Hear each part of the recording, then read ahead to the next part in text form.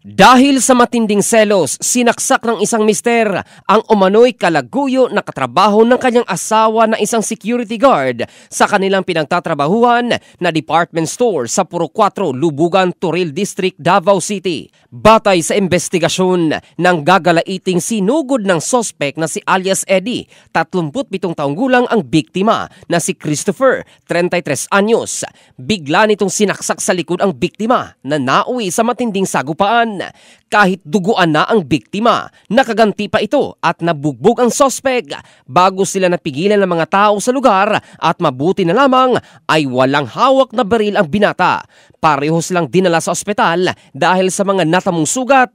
Pinaghihinalaan kasi ni Eddie na may relasyon ang kanyang asawa at ang biktima, lalo pat may mga pagkakataong nahuli niya ang dalawa. Ayon naman kay Police Captain Hazel Caballero Tuazon, tagapagsalita ng Davao City Police Office, matagal nang sinasaktan ng sospek ang kanyang asawa, ngunit hindi ito nagsampa ng reklamo dahil nais nitong protektahan ang kanilang pamilya, lalo na ang kanilang mga anak. Nilinaw umano ng asawa na wala silang relasyon sa biktima at pawang duda lamang ng kanyang mister ang naging dahilan ng insidente. Gayunpaman, sa panayan ng Brigada News Team sa sospek, iginiit nito na nakita niya ang mga mensahe sa cellphone ng kanyang asawa at ang madalas na pagkikita ng dalawa.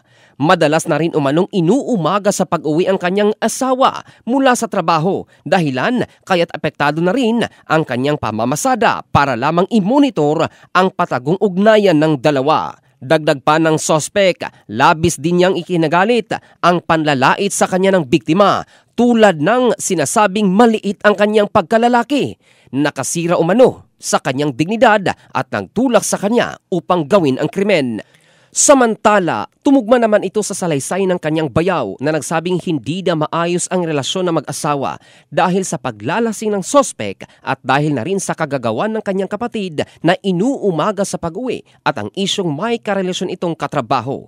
Sa ngayon, nagpapagaling na sa ospital ang biktima habang nakakulong na sa Turil Police Station ang sospek na posibleng maharap sa kasong frustrated murder. In the heart of changing lives, ito si Jofel Candado ng Brigada News Philippines, the Music and News Authority.